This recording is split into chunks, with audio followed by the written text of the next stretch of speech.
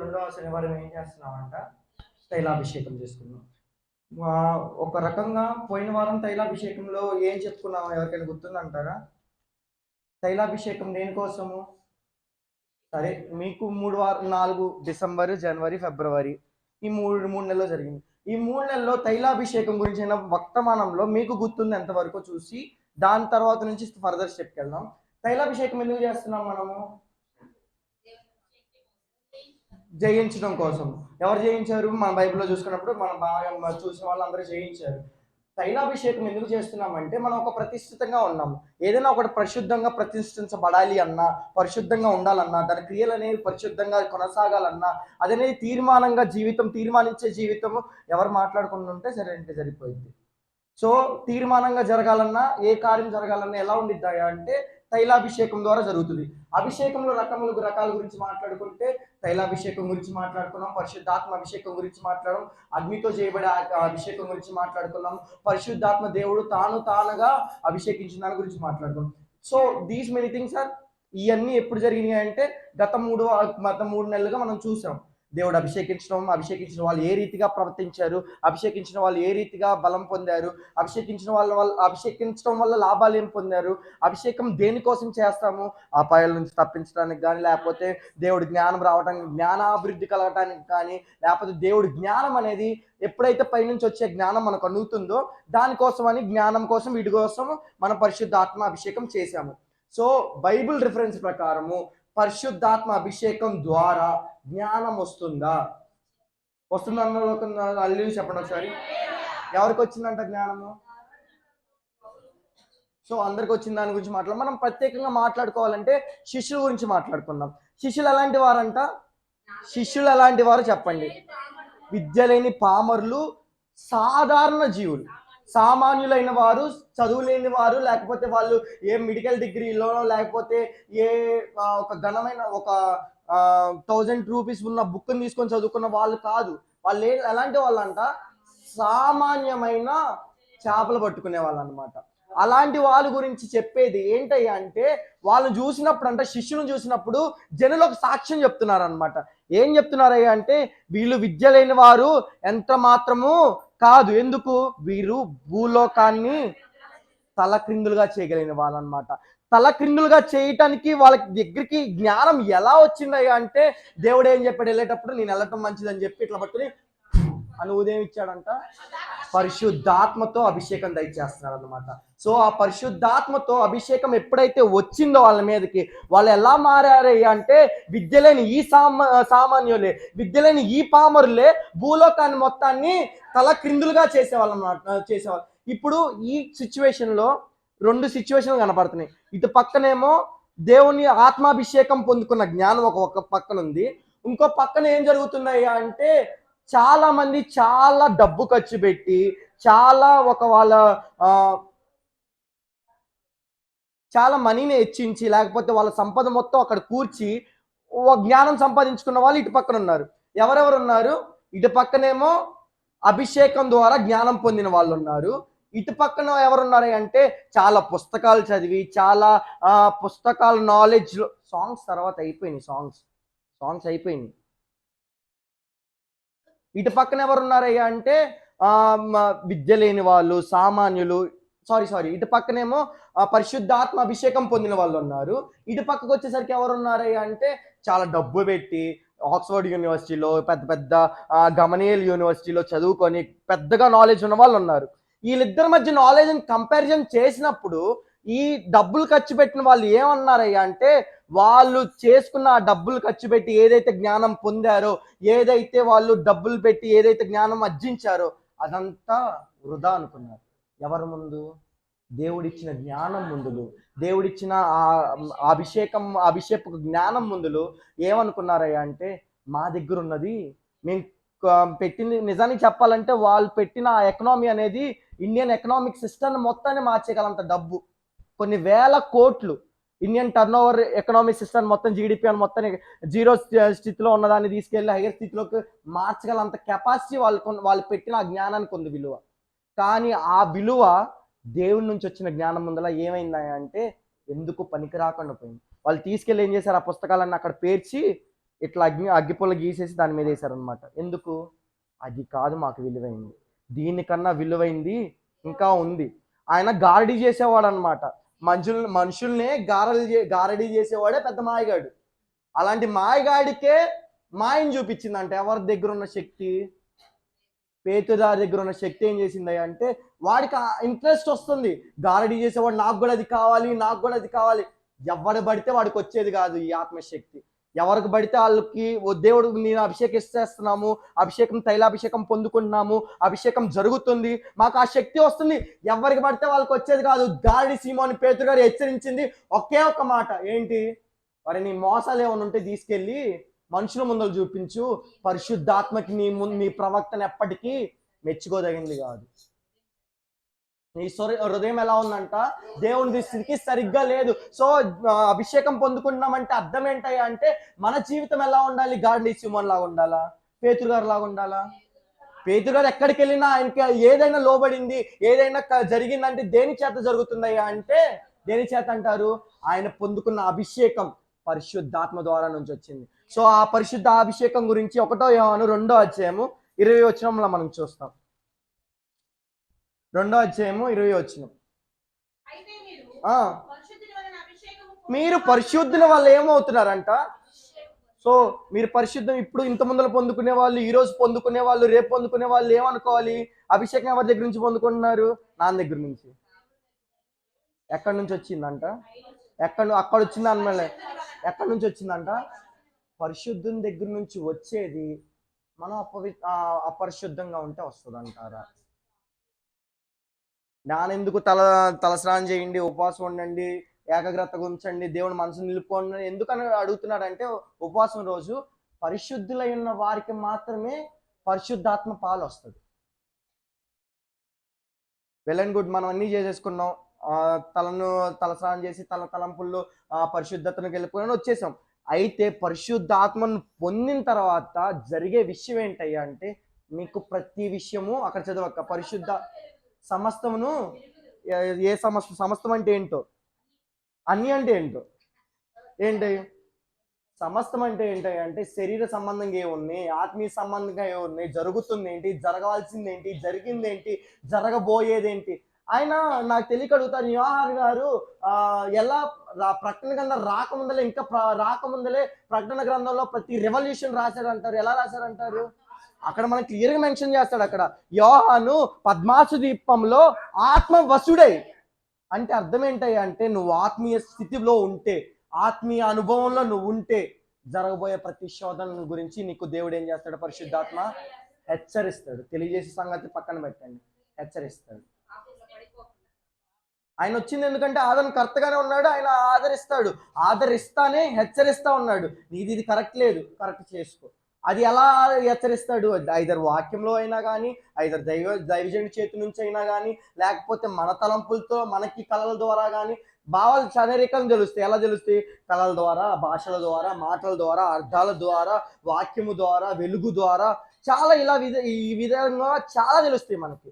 కానీ ప్రతిదీ దానికి ఒక డెస్టినీ ఏంటి అంటే, దేవుడు నిన్ను హెచ్చరిస్తున్నాడు. ఎందుకు హెచ్చరిస్తున్నాడు అన్న మాట మాట్లాడుతున్నానంటే, ఇప్పుడు నువ్వు కృపాకాలంలో లేవు, కడవరి దినంకి వచ్చేసావు. కృపాకాలంలోనే ఉన్నావు కాదంట్లా, కడవరి స్థితిలో ఉన్నావు. ఇప్పటి వరకు దేవుడు నిన్ను సరిచేయాల్సింది నిమ్మలంగా చెప్పాడు. నీ ఆదరణకర్త మిమ్మల్ని ఒప్పింపజేశాడు, నడిపింపజేశాడు, ఒప్పుకొచ్చింది, విడిపింపజేశాడు. కానీ పరిశుద్ధాత్మ చేసే ఇంకో విషయం ఏంటయ్యా అంటే, నిన్ను హెచ్చరిస్తున్నాడు. సిరక్క నా దాని నుంచి లానెక్క కానీ సిరక్క నా నుంచి 2 ఉన్నప్పుడు 2 నుంచి చేయొచ్చు కదా.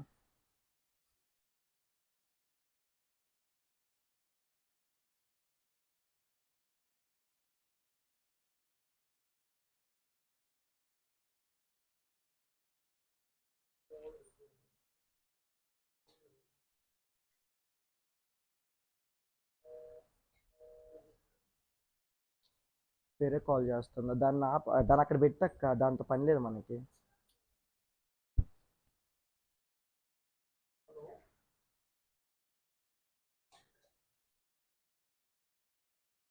ఎక్కడున్నా ఉంటారు. సో సో పరిశుద్ధాత్మ ఏం చేశాడు అంటే ఇప్పటి వరకు పాత నిబంధన నుంచి దేవుడు వెళ్ళిపోయిన దగ్గర నుంచి పెంతుకోస్తు దినం నుంచి ఇప్పటి వరకు ఏం చేస్తా వచ్చాడు అంటే సిద్ధపాటు చేస్తున్నాడు. ఏ రీతిగా సిద్ధపాటు చేస్తున్నాడు? వాక్యం ద్వారా సిద్ధపాటు చేస్తున్నాడు, మీ పాపాలను ఒప్పింప చేసుకోవడంలా సిద్ధపాటు చేస్తున్నాడు, మీ నడకలను శుద్ధీకరిస్తా వచ్చాడు.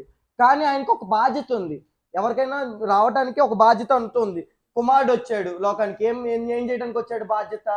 పాపం కొరకు ప్రాణం పెట్టి రక్షించడానికి వచ్చాడు. పరిశుద్ధాత్మకు ఒక బాధ్యత ఉంది. ఏం చేయడానికి వచ్చాడు? ఆదరణకర్తగా. మనం ఎప్పుడైతే దేవుడు ఆర్భాటంతో బోరధ్వనితో పరలోకం నుంచి మధ్యాకాశంలోకి వస్తాడో అప్పుడు పరిశుద్ధాత్మ చేసే పని ఏంటి అంటే ఇక్కడున్న సంఘాన్ని మొత్తాన్ని ఎత్తబడి తీసుకెళ్ళి ఆయన చేతిలో అప్పగిస్తాడు. సో ఈ విషయం గురించి మనకు అందరికీ తెలుసు అంటారా? అభిషేకం పొందిన వాళ్ళకి అందరూ నేను అభిషేకం పొందాను, నాకు ఇది తెలియదు అనుకోవటానికి ఏమీ లేదు. ఎందుకు? దేవుడు తన వాక్యం ద్వారా తెలియజేసే మాట ఏంటయ్యా అంటే పరిశుద్ధాత్మ వల్ల అభిషేకం పొందుకున్న ప్రతి ఒక్కరికి ఏమైద్దంట? సమస్తము తెలిసై ఉంటుంది. సో అభిషేకం చెయ్యాల్సిందే, జరగాల్సిందే. అభిషేకం కావాలని ప్రశ్నించే వాళ్ళు కూడా ఉంటారు. ఉన్నారా లేరంటారా? అభిషేకం ఉందా? బైబిల్ ఎక్కడైనా ఉందా? ఆఖరికి యేసు ప్రభు వారు కూడా అభిషేకం పొందారు. ఎలా చెప్పగలవు? అపోస్తుల కార్యం 10వ అధ్యాయం 38వ వచనం.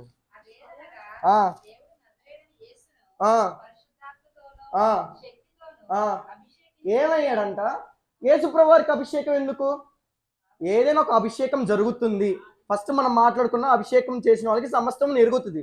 అలా ఎలా ఎరుగుతుంది? లైక్ నాకు కావాల్సింది, నాకు నాలెడ్జ్ కావాలి, నాకు నాలెడ్జ్ వచ్చింది. లేదు ఇంకోళ్ళకి రాజ్యాన్ని పరిపాలించే నాలెడ్జ్ కావాలి.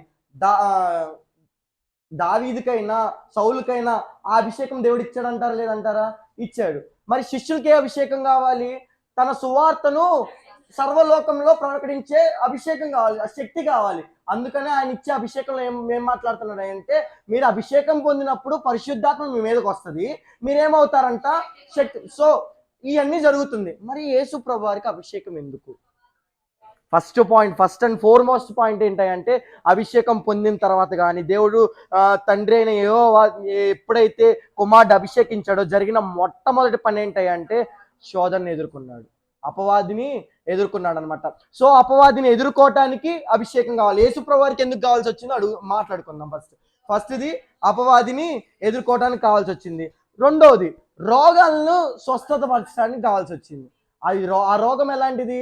అది ఐదర్ సాతాను చేతనే రాని, లేకపోతే మానసికంగా అయినా రాని, శారీరకంగా అయినా రాని, లేకపోతే ఎన్ని రోజుల నుంచో ఆ 16, 32 ఎన్ని చదువుతానే ఉంటాం, ఎన్ని సంవత్సరాల నుంచి పేరబెట్టుకున్న అయినా అస్వస్థత అయినా రాని, వాటన్నిటిని ఏం చేయాలంట? స్వస్థపరచులాగా అభిషేకం కావాలన్నమాట. సో యేసుప్రభు వారికి ఈ అభిషేకం కావాల్సి వచ్చింది ఈ కార్యాలు చేయటానికి. మనలో ఎవ్వరు అస్వస్థత లేకుండా ఉన్నారా?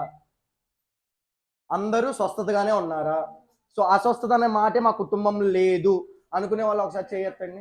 ఒక అతను అన్నాడంట, నేను ఒకరోజు కాదు భూమునంతకాలం బతకాలన్నాడంట. అయితే ఆయన ఫిలాసఫర్ అనమాట. ఏం చెప్పాడంటే నువ్వు వెళ్ళి ఏదో ఒక ఇంట్లో వాళ్ళకి ఐదర్ అనారోగ్యం రాకుండా కానీ లేకపోతే ఆ ఇంట్లో శవమే లేని ఇంట్లో నుంచి మిరియాలు తీసుకురామన్నాడంట. వచ్చేసరికి ఆడు ఏమయ్యాడు? ఒక్క మిరియాలు కూడా తీసుకురాలి. ఎందుకు? అస్వస్థత లేకుండా ఉన్న వాళ్ళు ఎవరు లేరు. నీకు ఒకవేళ నీ కుటుంబంలో అస్వస్థత ఉందనుకుంటే, లేకపోతే నీ కుటుంబంలో నీకు వారికి అస్వస్థత ఉందనుకుంటే,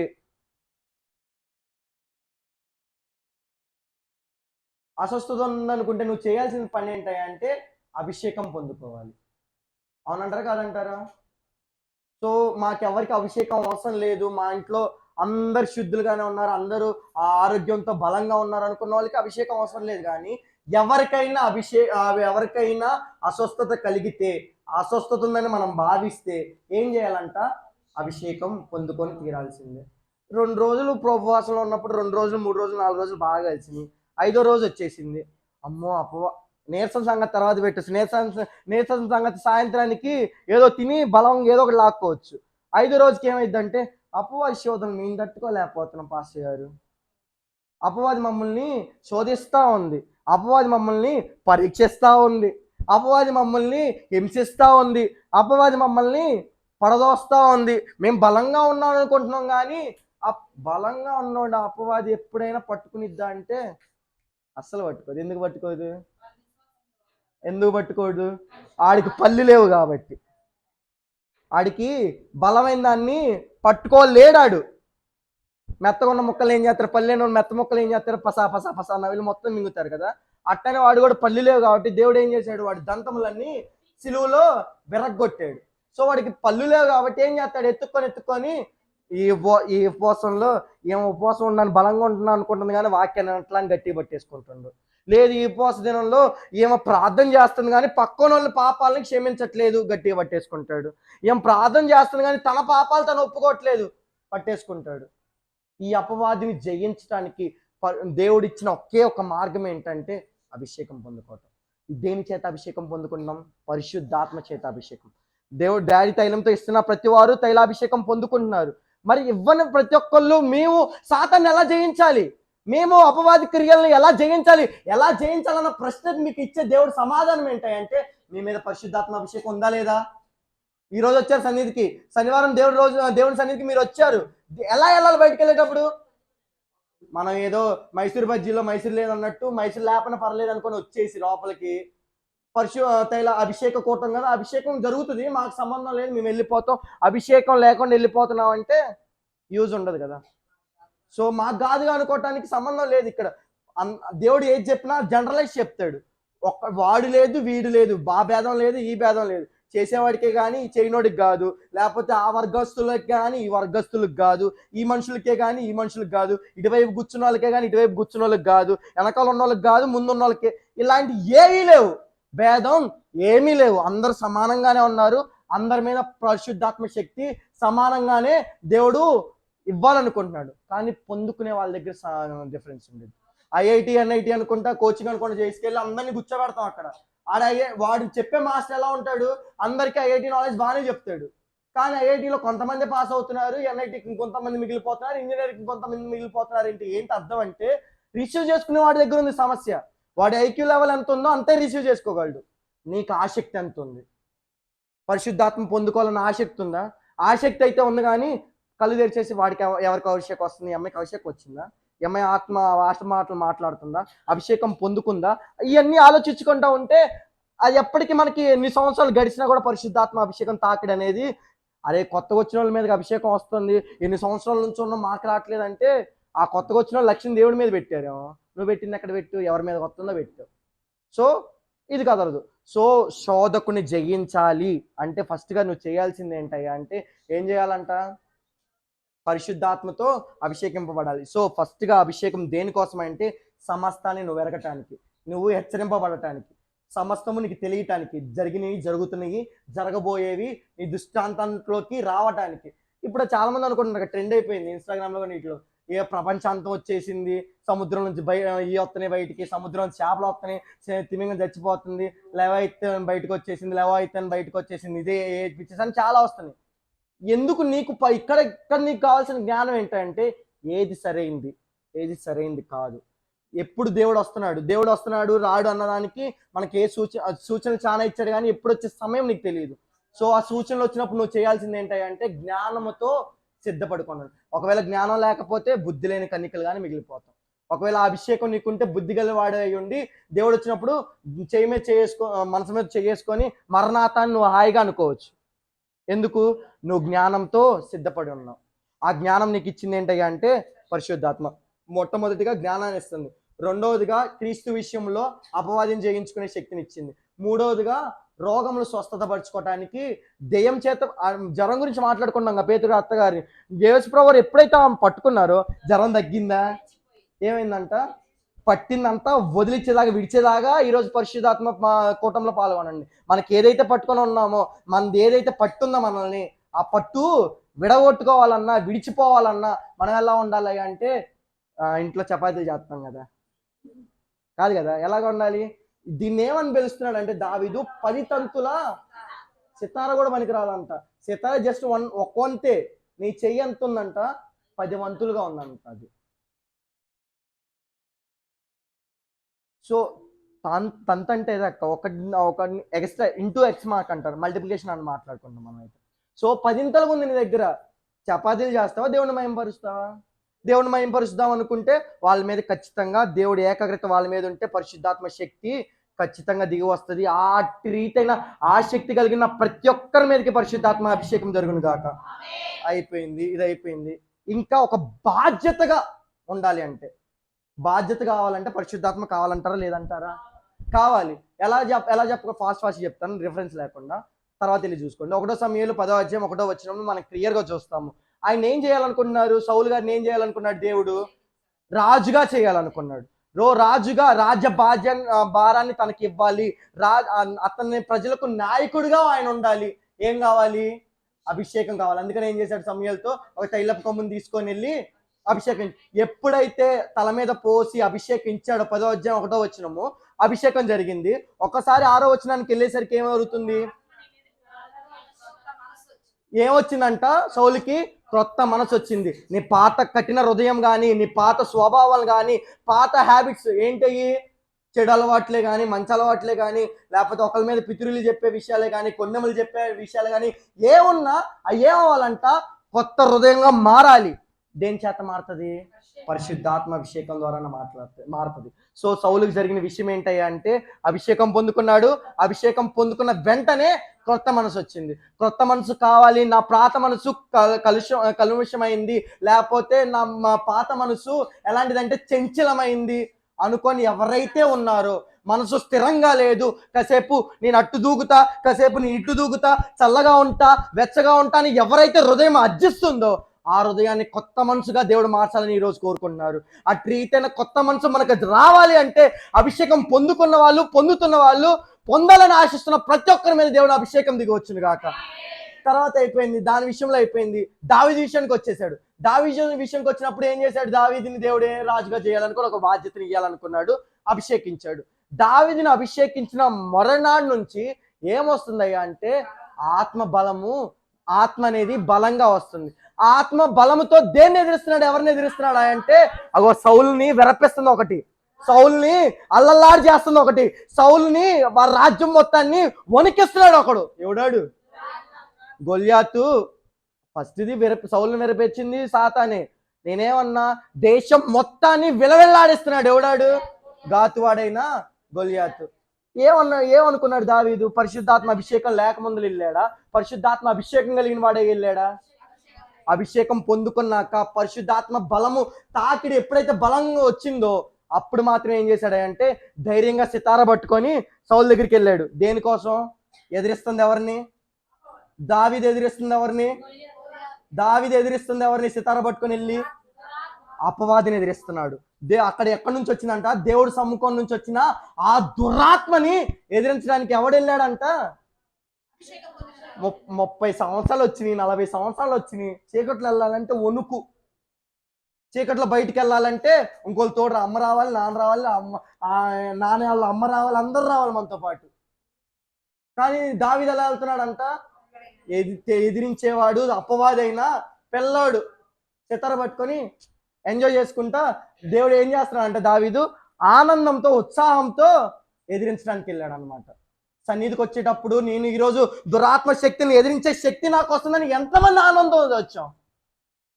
లేకపోతే మనం వచ్చేది ఎలా వచ్చామంటే చెప్పనా, దేవుడి సన్నిధికి వెళ్తాం కదా, దేవుడి సన్నిధికి వెళ్తే దేవుడు ఏదో ఒక సాయం చేస్తాడు, ఈ అపవాది గోళ పీడ నాకు తొలిపోయిద్ది అనుకొని వచ్చిన వాళ్ళం కొంతమంది. దేవుడు ఒక పిల్లోడు అంటున్నాడు అనమాట, ప్రార్థన చేస్తున్నాడు, అందరూ వర్షం రావాలని ప్రార్థన చేస్తున్నాడు. ఒక్కడు మాత్రం ఏం చేసుకొచ్చాడంట? గొడుగు పట్టు. వాళ్ళ నానేమంటున్నారు? పిచ్చోడా, గొడుగు ఎందుకు పట్టుకొస్తున్నావురా?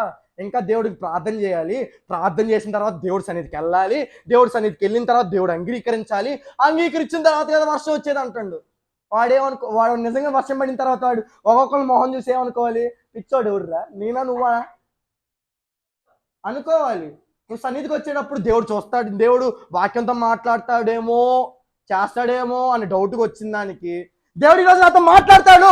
దేవుడు అభిషేకం వాళ్ళకే కాదు నా మీద కూడా ఉంచుతాడు. పరిశుద్ధాత్మ అభిషేకం ద్వారా ఎవరైతే పరిశుద్ధాత్మ అభిషేకం వస్తుందో శక్తి పొందుతున్నారు, నాకు కూడా ఆ శక్తి వస్తుంది. బలహీనమైన కీళ్ళు ఉన్నాయా? బలహీనమైన పాదాలు ఉన్నాయా? బలహీనమైన తలంపులు ఉన్నాయా? నా బలహీనమైన ప్రతి దాన్ని దేవుడు తీసివేస్తాడని నమ్మకంతో వచ్చిన వాళ్ళందరూ వెళ్ళి చెప్పండి. నమ్మారా? దానికే కదా వచ్చింది. అభిషేకం నలుగురికి ఐదుగురికి కాదు. అభిషేకం ఎవరికి? పరిశుద్ధాత్మ అభిషేకం అందరికీ, తైలాభిషేకం మాత్రం ఎన్నుకున్న వాళ్ళకి. అది జరుగుతుంది. పరిశుద్ధాత్మ అభిషేకము అందరికీ ఈరోజు దేవుడు దయచేయును గాక. 2 రాజులు 9వ అధ్యాయం 3వ వచనం.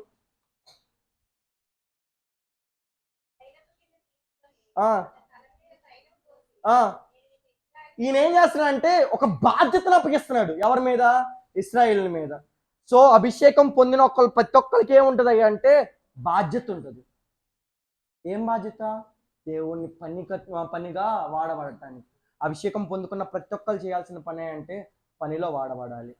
అభిషేకం పొందుకున్న వల్ల ఎంతమంది దేవుడి పని కోసం వాడబడుతున్నారు? ఎవరైనా ఉన్నారా? ఎవరైనా వాడబడుతున్నారా? అభిషేకం పొందుకొని బాధ్యత ఇచ్చాడు దేవుడు నీకు. అభిషేకం అనేది ఏదో తాత్కాలిక నూనె పోస్తే అయిపోయేది కాదు. అభిషేకం అనేది బాధ్యత, నిలబెట్టుకునే బాధ్యత. అభిషేకం అనేది నీకు ఎప్పటికీ బరువు కాదు. అది అభిషేకం అంటే ఏంటి? రాధమ్మ గారు కానీ మావి కానీ ఎందుకు వచ్చి నాకు అభిషేకం కావాలని వచ్చారు? మాకు బాధ్యత ఉంది, మేము తీర్చుకోవాలనుకుంటున్నారు వాళ్ళు. మనకి ఎంతమందికి దేవుడు బాధ్యత ఇచ్చాడు? పాటలు పాడే తలాంతి ఇచ్చాడా? లేకపోతే వాక్యం చదివే తలాంతి ఇచ్చాడా? కొంతమంది వాక్యం చదివే తలాంతి ఇచ్చినా కూడా అని వాళ్ళు వీళ్ళు చదువుతున్నారు కానీ మేము అట్లా చదవడానికి కుదరట్లేదుగా అంటున్నారు. ఏం చెప్దాం? నీ తలాంతి ఏంటి? నువ్వు ఉపయోగించాల్సింది ఏంటి? అక్కడ వాడు ఉరుగుతున్నాడు, నాకన్నా వాడు ముందుకు ఉరుగుతున్నాడు కానీ వెళ్ళరా నువ్వు వాళ్ళని వదిలేసాను అనుకో, వెనకబడేది ఎవడు? జారిపోయేది ఎవడు? విడబడేది ఎవరు? అన్నీ తెలుసు మనకు, అన్ని విషయాలు తెలుసు. కానీ పరిగెత్తుతున్నావా? వెనకాల నుంచి పూసి కమాన్ ఉరుకని మనం ఎప్పుడు తోలకండి. నేను కూడా పనికట్టుగా వాడబడాలి. అందుకనే బాధ్యతగా దేవుడు ఏం చేస్తున్నాడు అంటే అభిషేకం ఇస్తున్నాడు. అభిషేకం ఇచ్చిన ప్రతి ఒక్కరు ఒక బాధ్యత నెరవేర్చాడు. శిష్యుల బాధ్యత నెరవేర్చాడా? ఈ భూలోకం మొత్తానికి సువార్త అందిందంటే ఎవరి వల్ల? దేవుడు తన బాధ్యత నెరవేర్చాడా? తండ్రి చిత్తాన్ని నెరవేర్చడానికి నాకు ఒక బాధ్యతగా నేను ఇక్కడికి వచ్చాను. అదొకటి. రెండవది, నేను ఎందుకు వచ్చాను అంటే ఇక్కడ అగ్ని, దేవుడు వేసిన అగ్ని మనం ఏం చేస్తున్నాం? ఆరిపేస్తున్నాం. దేవుడు ఏం అవ్వాలని కోరుకుంటున్నాడు? అగ్ని మండుచు ప్రజ్వరిల్లాలని కోరుకుంటున్నాడు, వెలిగించాలని కోరుకుంటున్నాడు. దేవుడు తన పని తను చేసి వెళ్ళాడు. ఇప్పుడు నీట్ అన్నది దేవుడి నీకిస్తున్న బాధ్యత. అది ఏంటి? అగ్నిలో ఆరిపోతావా? అగ్నిని ప్రజ్వరింపజేస్తావా? 2 మార్గాలు నీ ముందులో ఉన్నాయి. నేను మొన్న చెప్పా కదా, ఎలా అయినా బతకొచ్చు. 2 రకాలుగా ఉన్నాయి. ఘనంగా బతకొచ్చు, ఘనహీనతంగా బతకొచ్చు. ఏదైనా బతికే. క్రైస్తవుగా నువ్వు ఉన్నావు. పరిశుద్ధాత్మ క్రైస్తవుడుగా ఉన్నావా? నామకార్థ క్రైస్తవుడుగా ఉన్నావా? ఏ బతుకు నువ్వు కావాలనుకున్నావు? పరిశుద్ధాత్మ కావాలంటే బాధ్యత నెరవేర్చు. నా పిల్లలు దేవుడి సన్నిధికి వెళ్ళాలంటే ఎందుకు దేవుడి సన్నిధికి వెళ్ళాలి? ఇప్పుడు మా ఓడే ఏమన్నా పనులు చేయాలి ఆడికి వెళ్ళి పని మనిషిలాగా? నా కుమార్తెలు చేపలు తీయాలంటే ఎందుకు తీయాలి? నా కుమార్తెలు ఏమైనా చేపలు తీసే వాళ్ళ కనపడుతున్నారా? ఇది కాదు బాధ్యత. ఎందుకు? సరే, చేపలు తీయాలి. సో ఇది జరుగుతుంది. ఎందుకు వాళ్ళే ఆ పనిముట్లు శుభ్రం చేయాలి? ఎందుకు వీళ్ళేది చేయాలి? నా కుమార్తెలు ఎందుకు వాడబడకూడదు? లేదు, నీకు వాడికి వాడబడే ఛాన్స్ వాళ్ళు ఇవ్వట్లా. స్తుతులు చెప్పొచ్చుగా, ప్రార్థన చేయవచ్చుగా, పాటలు పాడవచ్చుగా, వాక్యం బిగ్గరగా చదవచ్చుగా. సరే, వాక్యం కూడా చదివే ఛాన్స్ నీకు ఎవరికి ఇవ్వట్లా. ఆదివారం నీకు ఎందుకు ఇచ్చాడు కంఠస్థ వాక్యం చదవటానికి సమయం? దేంట్లో వాడబడుతున్నావు? ఏ బాధ్యత నువ్వు తీసుకున్నావు సన్నిధిలో? దేవుడి సన్నిధిలో ఏ బాధ్యతలు తీసుకోగానే పరిశుద్ధాత్మ అభిషేకం నాకు కావాలి, నా కుమార్తెలకు కావాలి, నా కుటుంబానికి కావాలి, నా ప్రతి ఒక్కరికి కావాలి, కానీ నేను మాత్రం బాధ్యత తీసుకోవడానికి రెడీగా లేను. ఈ బాధ్యత ఎప్పటికీ నెరవేరదు అన్నమాట. ఇది జరుగుతుంది. ఇంకోటి, పరిశుద్ధాత్మ పొందిన తర్వాత అధిక బలం వస్తుంది. 1 సమూయేలు 2వ అధ్యాయం 10వ వచనంలో లాస్ట్గా చూద్దాం. ఏం జరుగుతున్నాయి అంటే అభిషేకించిన ప్రతి ఒక్కరి మీదకి ఏమొస్తుందంట? అధిక బలం వస్తుంది. ఇక్కడ నేను గొలియాత్ గురించి మాట్లాడాలి ఖచ్చితంగా. ఎందుకు? దావీదు అంతటి వాడు, పిల్లవాడు. గొలియాత్ ఎలాంటి వాడు? వాడు రామత్త అడిగితే చెప్పిద్ది, ఆడు అంత ఉంటాడు, ఎంత ఉంటాడని చెప్పిద్ది. అది 6 మూడలు జానుడు ఉన్నాడంట. అంత మనిషిని ఈడేళ్ళ బుడ్డ పిల్లగాడు వెళ్ళి 13 ఏళ్ళ పిల్లవాడు అనమాట. మన నవనీష్ అంతా కూడా ఉన్నాడేవాడు. 17 ఏళ్ళు పిల్లాడు. మన నవనీష్ అంతా కూడా ఉన్నాడు. ఈడేళ్ళు ఏం చేస్తున్నాడు? ఇట్లా ఎగరేసుకుంటే నిన్ను కొట్టేస్తారు, నిన్ను కండలు చేసి కాకులకి ఎగరేస్తా అంటున్నాడు. దేని చేత? నాకు ఆత్మబలం ఉందన్న నమ్మకం ఆడుకుంది. అక్కడ నిలబడ్డ దావీదు ఏమన్నాడంటే, నేను యెహోవా పేరట వస్తున్నాను, యుద్ధము నువ్వు చేస్తే ఆకాశ దురాత్మ సమూహాల యుద్ధంలో నీ యుద్ధము ఎవరిది? పరిశుద్ధాత్మ అభిషేకం నువ్వు పొందుకుంటే నీ తరపున మిఖాయేలు యుద్ధం చేస్తుంది, నీ తరపున యెహోవా యుద్ధం చేస్తాడు, నీ తరపున పరిశుద్ధులై ఉన్న ప్రతి ఒక్కరు యుద్ధం చేస్తారు. పరిశుద్ధులై ఉన్న సమూహం దేనికోసం అంటే యుద్ధం చేయటానికి. ఇద్దరు పరిశుద్ధులు ఎందుకు కూడుకున్నారు అంటే ఒకడు 1000 మంది జరిగితే ఇద్దరు కలిసి ఇంకా ఏడ కూడుకొని నేను నాకు అమ్మకి పడదు, నాకు సరిత కష్టం పడదు, నేను ఏడ కూడుకుంటా ఆమెతో అని నేను అనుకుంటే ఎలా ఉండిద్ది? పరిశుద్ధాత్మ అభిషేకం ఐక్యత ఎక్కడా ఉండదు. అభిషేక తైలక మనం నూనె గురించి మాట్లాడినప్పుడు ఒక మాట చెప్తాను. నూనె తల మీద నుంచి పోయబడి అంగీలా దాంట్లో మాట్లాడేది ఏంటంటే సహోదరులు ఐక్యత. మనకు తైలాభిషేకం దిగజారాలి కానీ ఫస్ట్ వచ్చిన మాత్రం మనకు వద్దు, కావాలి. సో అది కావాలి. కింద కండిషన్స్ ప్రతిదానికి మీరు 1 buy 1 get 1 కానీ వస్తుంది కింద. Only selected brands, only select వాటి వాడుకోవాలి. నువ్వు పరిశుద్ధాత్మ తైలంతో అభిషేకింపబడతావు ఎప్పుడు? సంఘంలో ఐక్యత నీకుందా? దీనికోసం అధిక బలం పొందుకోవటానికి పరిశుద్ధాత్మ అభిషేకము కావాలి. ఇంకోటి ఏంటంటే పరిశుద్ధాత్మ అభిషేకం వచ్చిన వారిని ఎవ్వరూ ముట్టకూడదు. ఇది దేవుడు ఆజ్ఞ. 1 దినవృత్తాంతంలో 16వ అధ్యాయము 21వ వచనం. 21 నేను అభిషేకించిన వారిని ఎవ్వరు, దావీదుకి కూడా చెప్తున్నాడు దేవుడు. దావీదు ఎంత బలమైన వాడైనా, దావీదు ఎంత ఘనుడైనా, దావీదు ఎంత పరిశుద్ధాత్మ కలిగి ఉన్నా నువ్వు అభిషేకించిన వాని జోలికి నువ్వు వెళ్ళకూడదు. 1 సమూయేలు 24వ అధ్యాయము 6వ వచనం మనం క్లియర్ చూస్తాం. సౌలు ఎలాంటి వాడు? యెహోవా చేత అభిషేకం పొందినవాడు. సో అభిషేకం పొందిన వాడిని నేను ముట్టకూడదు. అభిషేకం నువ్వు పొందావా? ప్రేమ అభిషేకం పొందాడు అనుకున్నావు, ప్రేమ అభిషేకం పొందాడు అనుకో, అపవాది శక్తి వచ్చి అతను ముట్టుకోగలదా? ఎందుకు? అభిషేకం పొంది ఉన్నాడు. నా మీద అభిషేకం వచ్చింది, ఎవరొకళ్ళు పాతాల దురాత్మ సమూహాలు నా మీదకి వస్తాయి, ముట్టుకోగలవా? కట్టడుంది. దేవుడు కట్టడి దాటి ఏ మనిషి కానీ ఏ ఆత్మ కానీ చెయ్యలేడు. సిన్సియర్గా దేవుడు చెప్తున్నాడు, యోబుని ముట్టు కానీ యోబు ప్రాణాన్ని ముట్టడానికి నీకు ఎన్నటి బీవేర్, నువ్వు జాగ్రత్తగా ఉండు. నువ్వు ముట్టలేవు. నీ అతని ఆస్తిని ముట్టొచ్చేమో కానీ, అటు కుటుంబాన్ని సమస్తాన్ని ముట్టొచ్చేమో కానీ, నా చేత అభిషేకం పొందిన జనాంగాన్ని నువ్వు ముట్టరాదని దేవుడు సాతానికి ఆజ్ఞాపిస్తా ఉన్నాడు. మన దాంట్లో ప్రయాణాలు చేసే వాళ్ళకి దేవుడు డాడీ ఒక విషయం గురించి చెప్పాలంటే, ఒక మనిషికి అపాయం, యాక్సిడెంట్ ఉంది. డాడీ ఏం చేశాడు? అభిషేకం ఇచ్చాడు. ఎందుకు? ఆ అపాయము తన్ని ముట్టకూడదని. ఈ విషయం డాడీ అతనికి డైరెక్ట్ చెప్తే ఎలా ఉండేది? భయపడేవాడు. ఈ విషయం ఎవరిదంటే ఎవరికి తెలియకుండా సైలెంట్ కూర్చున్నాడు. చూసా వెంకీ గురించి. అతనికి ఏమైంది అంటే ఈ యాక్సిడెంట్ ప్రమాదం ఉందని చెప్పి డాడీ మిగతా వాళ్ళందరిని ఆపి తన ముందే తీసుకొచ్చి ఏం చేశాడంట? అభిషేకం ఇచ్చాడు. ఎందుకు? అభిషేకం ఇచ్చిన వారిని ఏది ఒకవేళ ముడుతుందంటే అర్థం ఏంటంటే నువ్వు నీ అభిషేకాన్ని కోల్పోయావు. ఒకవేళ నీ మీద అధికారం సాతానికి వస్తుందంటే ఏంటంటే నీ అభిషేకాన్ని నువ్వు విడిచుకున్నావు. అభిషేకం పొందుకున్న అందరికీ ఈ షరతులన్నీ వర్తించాలని కోరుకున్నారు, విడిచిపెట్టాలని కోరుకున్నారు. సాతాన్ పైన అధికారం కావాలా? రోగంలో స్వస్థత కావాలా? లేకపోతే నీ ప్రాణాన్ని ఎవరు ముట్టకూడదని నువ్వు ఆశిస్తున్నావా? నీకేం కావాలి? అలా జరగాలనే డాడీ లాస్ట్ నుంచి కూడా అభిషేకం కావాలమ్మా, తైలం తీసుకురండి, తైలం ప్రోక్షించండి, తైలం చేయండి, ఏ సంహారకుడు ముట్టకూడదని అప్పటి నుంచి మాట్లాడుకుంటానే వస్తున్నాం మనం. అయినా ముట్టగలుగుతున్నాడంటే కాపాడుకునే చేతుల్లో ఉంది జాగ్రత్త. వాడు పైన ఉన్నప్పుడు ఘనంగానే ఉన్నాడు. ఎప్పుడైతే అక్కడ ఉన్న దాని నుంచి కిందకు వచ్చాడో దొంగల చేత టపా అని కొట్టించుకొని తన వస్త్రాన్ని తీసేసుకున్నాడు అనమాట. నీ అభిషేకాన్ని కూడా దొంగలించేవాడు ఒకడు ఉన్నాడు.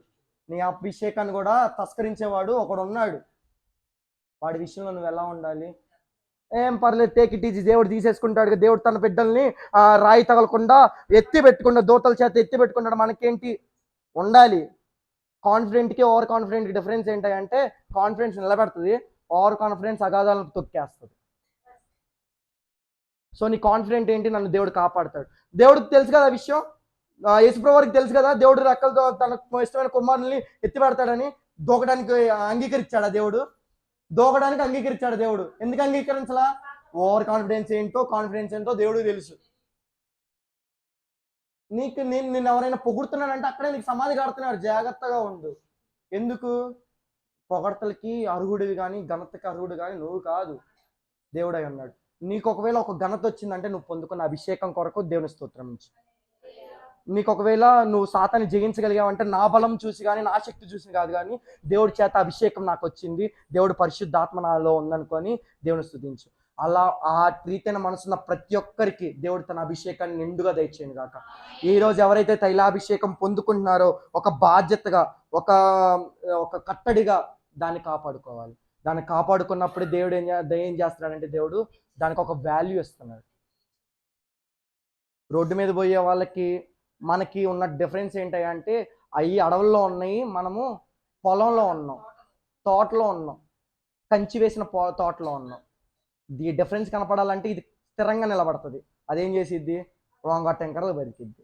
ఏది కావాలో యోచించుకొని అభిషేకం పొంది, అభిషేకం ఇద్దరికి మాత్రమే కాదు, అభిషేకము ప్రతి ఒక్కరి మీదకి దేవుడు చేస్తూ ఉన్నాడు. వాళ్ళకి తైలాభిషేకం వస్తే నీకు పరిశుద్ధాత్మ దేవుడు అభిషేకం దయచేస్తూ ఉన్నాడు అనమాట. దేవుడి మాటలు దీవించి ఆశించిందాక. ఎవరికైతే అభిషేకం పొందాలని ఆసక్తి ఉందో, ఎవరికైతే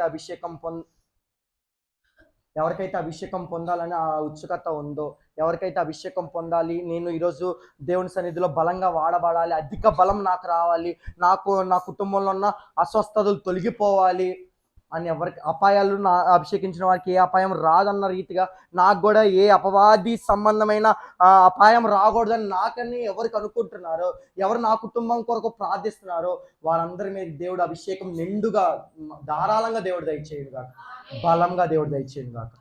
దేవుడు ఇచ్చిన మాటలు గురించి ఆశించను గాక.